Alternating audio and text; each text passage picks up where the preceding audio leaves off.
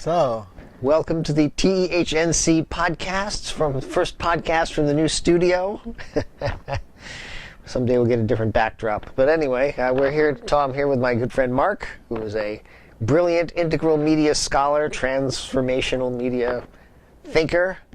Had big effects on my thinking about different levels of consciousness, things like that we're going to talk about. But I guess first we should talk about why the TEHNC podcast. Why is this? Oh, there we go. Yes, this TEHNC. The Emperor Has No Clothes. So, The Emperor Has No Clothes has been very interesting to me. I realize it's had a lot of relevance in the cannabis movement, which I am in the medical cannabis and cannabis movement. And Jack Herrera, the famous cannabis activist, had a book called The Emperor Has No Clothes, or Emperor Wears No Clothes. So it's a famous book from the cannabis movement. And Russell Brand, who I'm also a big fan of, also just has a book called The Emperor Has No Clothes, or The Emperor Without Clothes, or something using that thing. But I never really grokked that Emperor Has No Clothes story until I kind of had an insight that it was, I believe, I can't prove this, but I believe it's probably a Sufi fable. I have dated it back to Morocco in the 12th century. The Emperor Has No Clothes is the story of a king who has some clothes made, and he supposedly by con men, and they say that it's the finest silk, and you'll be able to see it because you're a king, but most people can't even tell it's so fine. And eventually he goes out naked because he's so proud of his clothes, and the people don't say anything until a little child said, "Hey, that dude's naked," and then the spell is broken, the people see it, and they all laugh at the king. And I think that can be read on many different levels. I realize I'm talking to the camera rather than to you. I should talk to you and the camera both. Well, yeah. There you go. So I am the camera. You are the camera. So it occurred to me that the first level of that is the con man and the king's hubris. And then you kind of realize it can be about royalty. The people can't say anything even if they see it. They see he's not wearing anything, but they all like, well, if they're not going to say anything, I'm not going to say anything because I don't want to get my head chopped off.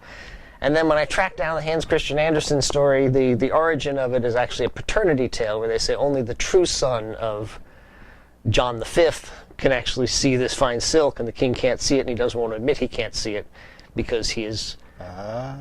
So it's a story of paternity, but I'm convinced that that's a modern European addition to it, and I traced it back to this book of 12th century of old fairy tales written by a guy in the 12th century, and he says it's an old fairy tale from Morocco, so it's probably a Sufi story, and if it's a Sufi story, the person who is teaching the king about his hubris would not be a con man, it would be a Sufi master, a trickster basically, because that character appears in a lot of Sufi fables.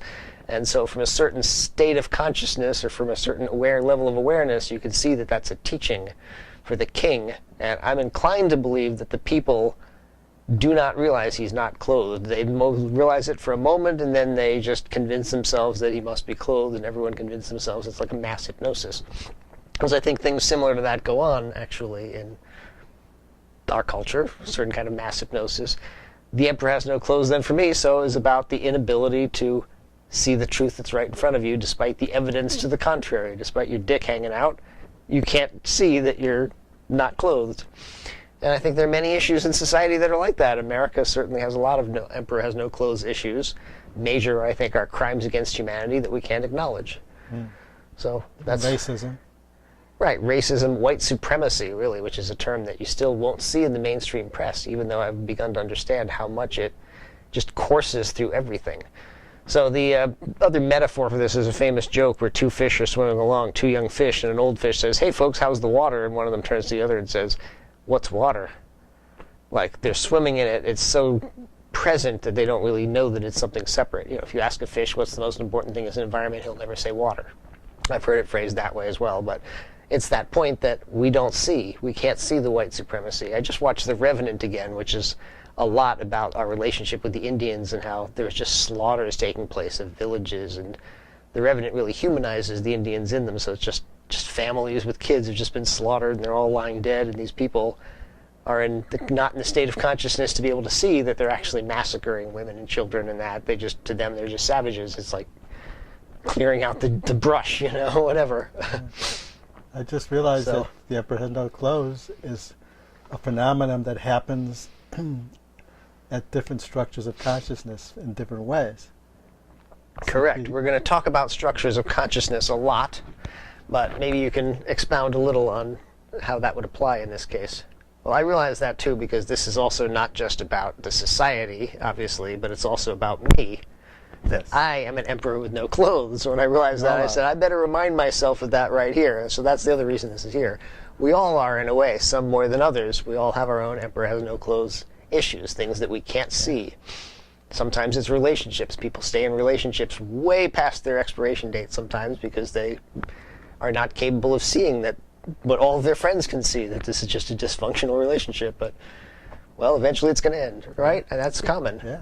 And there's that psychology term, cognitive dissonance, which is all of us have some degree of cognitive dissonance. Right. Things that we don't resonate poorly with our current consciousness, but we just somehow are able to ignore them. We can't accept it. It's like if we're caught in a certain structure of consciousness,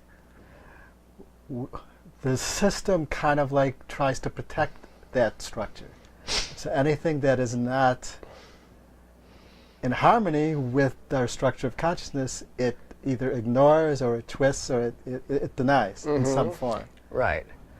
So what are the structures of consciousness at work in The Emperor Has No Clothes? I don't know. Well, I guess every structure has every shift from one to the next. So well, if you tell the story that the main character is a king, that's mythic archetype.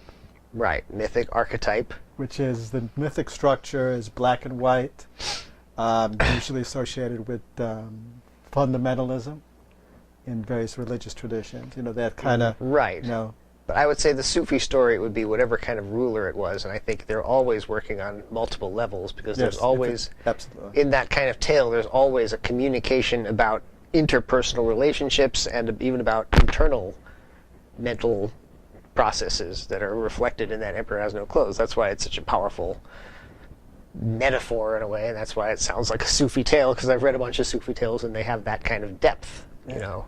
Well, I mean, it's also rational level because it's kind of like it's kind of like this logic thing where it's like the king is caught in a false logic.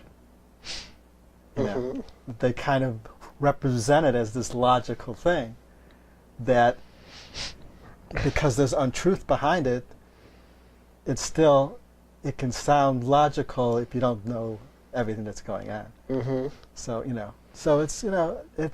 there's multiple levels, but right, it's pregnant with possibility. Yeah. I just love it. It's so revealing in so many different ways, and because there are so many things that are just, I mean, it's the things people talk about, like even if you imagine what's going to happen with cars, in 50 years, people will not be able to understand our state of consciousness in which they're just cars driven by people who are fallible, who run into people and run into each other, and just tens of thousands of people maimed and killed every year from this crazy system. And to us, it's completely normalized. It doesn't occur to us that that's actually very strange that we've made this devil's agreement with cars. You know, and with lots of things. Alcohol. Why is alcohol a popular drug and cannabis is not? Besides a lot of lies and propaganda. It's just, we just accept alcohol, even though it's this really deadly drug that kills like 50,000 people a year, you know, from the effects of alcohol, not counting all the people in crashes. So there's all these Emperor Has No Clothes issues that it's hard for us to deprogram ourselves from. But sometimes when you understand that these issues exist, that makes it a little easier to like say, what are my Emperor Has No Clothes issues? So I thought that was kind of interesting. And it's an interesting approach for a podcast because just about everything I want to talk about is some version of an Emperor Has No Clothes issue. It's somewhere where, whether it's consciousness or politics or whatever, you know. Yeah. Helping us wake up, man. Helping us wake up. We're both on the same project. He has a different approach. Your approach is the arc of consciousness.